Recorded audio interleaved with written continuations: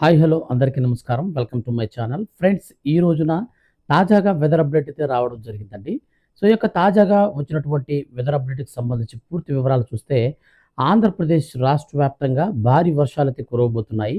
మోంతా తుఫాన్ బలపడుతూ ఆంధ్రప్రదేశ్ తీరం వైపు కదులుతుంది.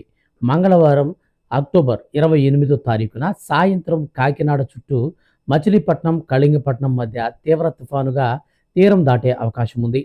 ఈ తుఫాను ప్రభావంతో గరిష్టంగా 90 నుంచి 100 కిలోమీటర్ల వేగంతో గాలులు కూడా వీస్తాయని, ఇది గంటకు 110 కిలోమీటర్ల వరకు ఉంటుందని, మోంతా తుఫాన్ తీవ్ర తుఫానుగా మారిన తర్వాత ఈ రోజు నుంచి ఆంధ్రప్రదేశ్లోని అనేక ప్రాంతాలలో అతి భారీ వర్షం నమోదవుతుందని భారత వాతావరణ శాఖ విభాగం ఐఎండీ హెచ్చరించింది.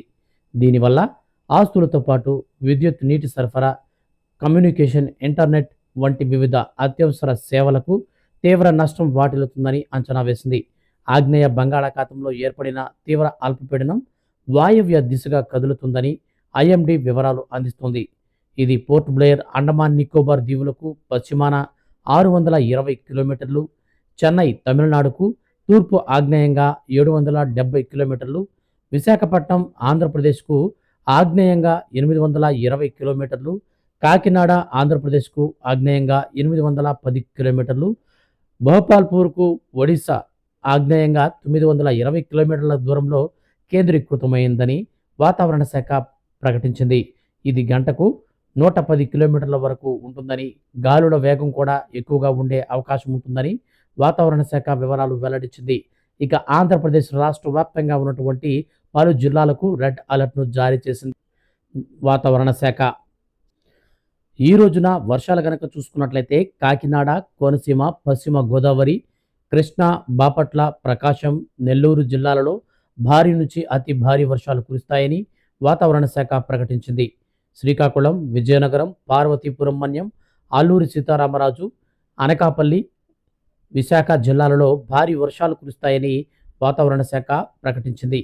తూర్పు గోదావరి, ఏలూరు, ఎన్టీఆర్, గుంటూరు, పల్నాడు, చిత్తూరు, తిరుపతి జిల్లాలలో భారీ వర్షాలు కురిసే అవకాశం ఉందని విపత్తుల నిర్వహణ సంస్థ ఎండీ ప్రకాష్ జైన్ స్పష్టం చేశారు. మోంతా తుఫాన్ ప్రభావం దాదాపు ఆంధ్రప్రదేశ్ రాష్ట్రంగా ఉండనుందని, దీంతో ఈ రోజు నుంచి చాలా జిల్లాలలోని స్కూళ్లకు సెలవులను కూడా ప్రకటించింది వాతావరణ శాఖ. ఈ నేపథ్యంలో లోతట్టు ప్రాంతాల ప్రజలు అప్రమత్తంగా ఉండాలని ఆంధ్రప్రదేశ్ రాష్ట్ర వ్యాప్తంగా పలు జిల్లాలకు ఎన్డీఆర్ఎఫ్ మరియు ఎస్డీఆర్ఎఫ్ బృందాలను రాష్ట్ర ప్రభుత్వం సిద్ధం చేసింది.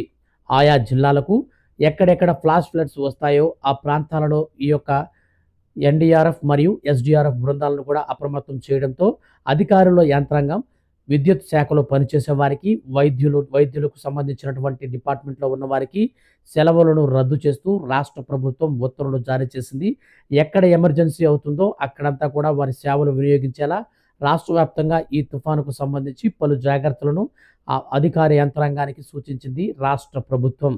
సో కాబట్టి ఎవరైతే మత్స్యకారులు కానీ లేదా పశువుల కాపరులు కానీ పొలం పనులు చేసుకునేవారు కానీ దయచేసి ఎక్కడా కూడా మీరు బయట తిరగొద్దని, పిడుగులతో కూడిన వర్షాలు కూడా కురిసే అవకాశం ఉన్నందున ఎక్కడ వారు అక్కడే ఖచ్చితంగా జాగ్రత్తలు పాటించాలని రాష్ట్ర ప్రభుత్వం ఇప్పుడే వెదర్ బులెటిన్లో ప్రకటించింది.